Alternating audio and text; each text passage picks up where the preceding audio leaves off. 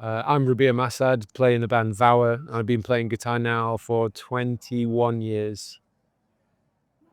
I think it's a little difficult to pinpoint, but I think the first time seeing and hearing guitar would have been when I got taken to watch my dad's band play when I was like, must have been like 6 or 7 maybe. And they were playing and they were big into the stage shows thing. So it was like this blacked out stage with like this intro track and pyrotechnics. And then they came out on stage and like big rock show. And it was like, I remember freaking out, running around the whole place shouting, "That's my dad," which was pretty funny. But I think that would be it, yeah. The first time I picked up a guitar, my dad had his Strat that was just lying around the house when he was practicing and stuff, and I think I used to just pick it up and pretend that I knew what I was doing.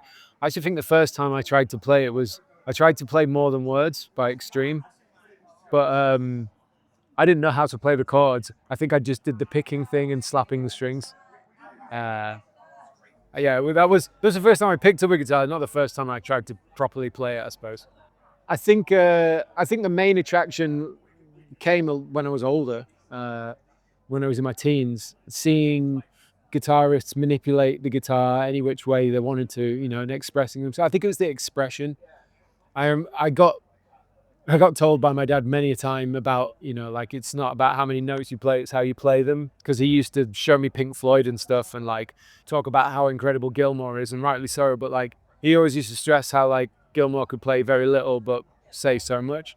And I think passively learning that that's a really important asset of being a guitar player. Yeah, I don't know if that answered the question. It's interesting now because of my last sort of 10 to 15 years of what I've been doing with guitar as like a career side of things.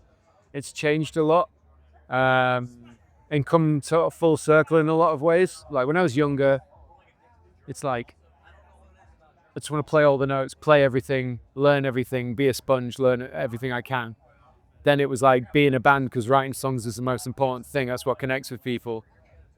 And then I got into the YouTube things, demonstrating and showing my guitar playing to the internet for a long time, and then realizing that that was kind of made me feel a bit hollow, as opposed to sharing my music and my like sort of artist side of what I want to do with the internet. So they kind of merged together, but then it becoming a bit of a job, like you kind of fall out of love with some aspects of guitar playing, specifically the playing, not so much writing songs and touring, but the wanting to be a guitar player.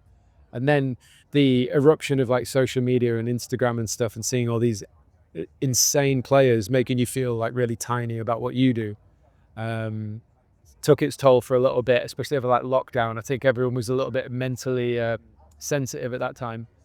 But then with my band breaking up in lockdown, and then finding Vower and starting that band, and then getting back into the creative side of it, it's been a bit of a all around the houses roller coaster, and I'm still trying to work out where I feel as a guitar player, as a like a lead player or like an instrumental guitar player.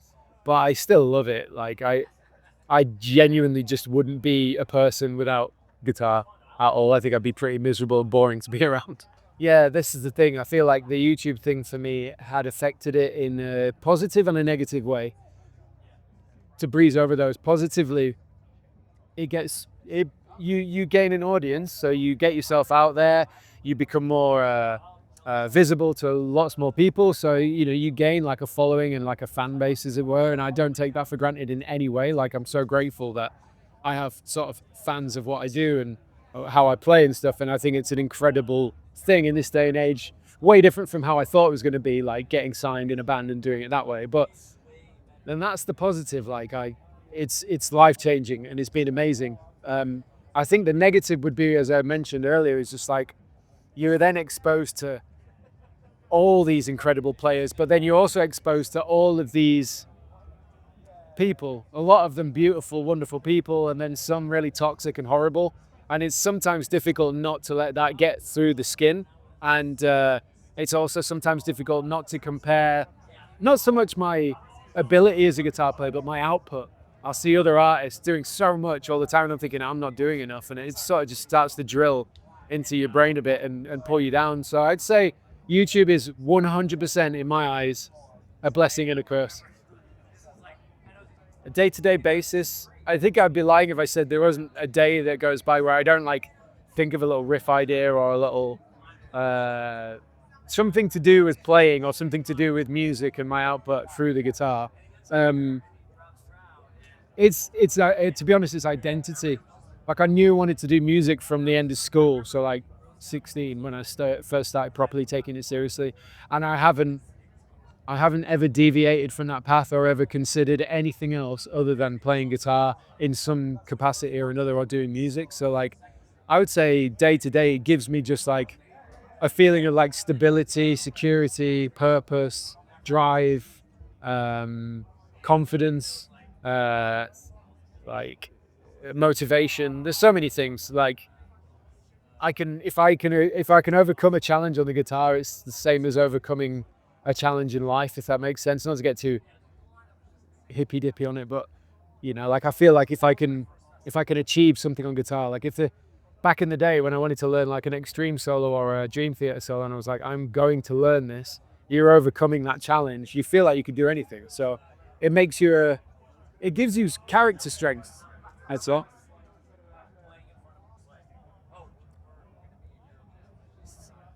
Guitar means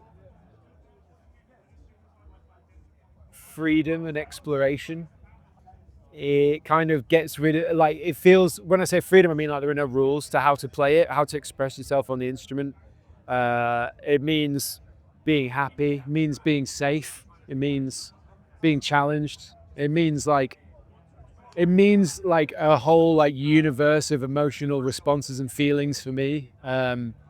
Some of the best moments of my life have been through guitar, through music, and some of the like hardest moments of my life have also been through guitar and music, if that makes sense. Where I've been playing guitar but feeling in a certain way, it's been really troubling and really difficult, has been as a result of something to do with music. So it's like, what does it mean? It kind of means everything. Like as cliche as that sounds, but like genuinely would be, I wouldn't be, I just wouldn't be me without it.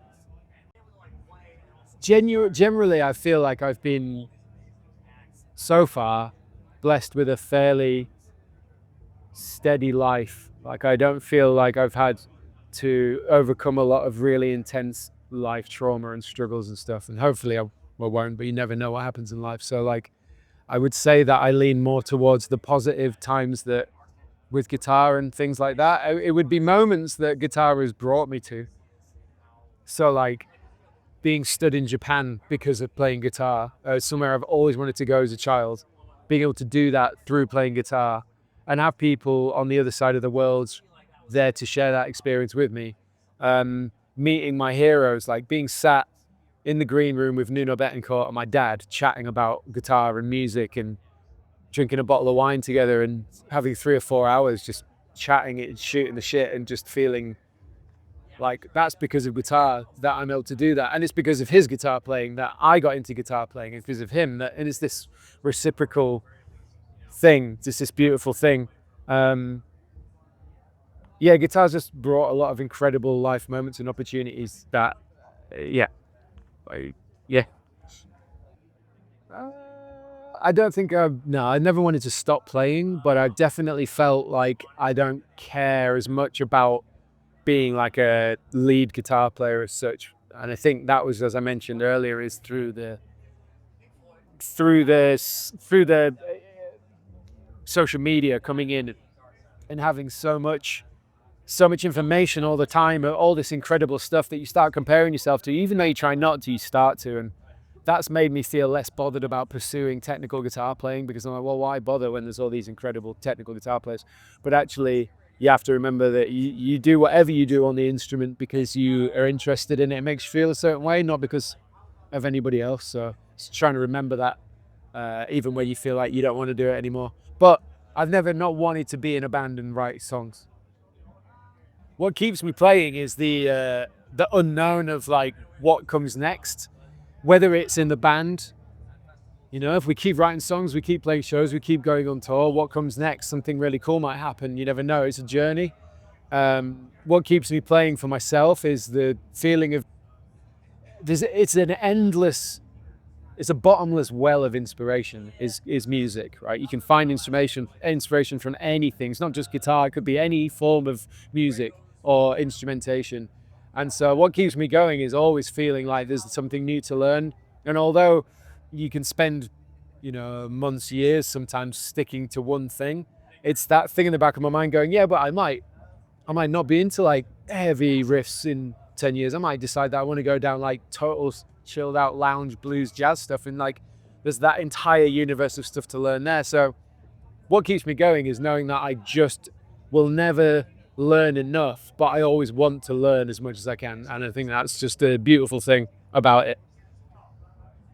If I could impart some knowledge into younger me as a guitarist, it would have been to maybe pay more attention to uh, a bit of theory, chord voicings, playing over chord changes, understanding that side of harmony a bit more. Because I used to, I used to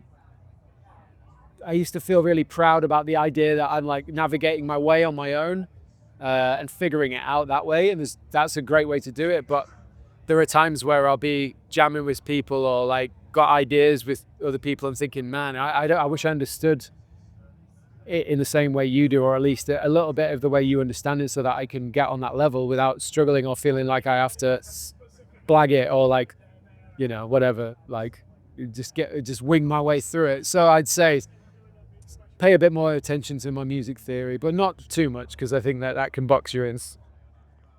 Why guitar?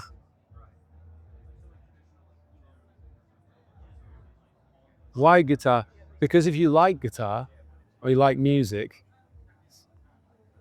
then the possibilities are infinite in, I guess, what it could mean to you, what it could provide for you, what you could provide for it, what it could teach you, show you, people you could meet. Like it's such a multifaceted array of like possibilities, in the same way as so many other things. But it's a beautiful thing, and if you like it, and you're asking why, then in my opinion, that's a great reason, because it can change your life.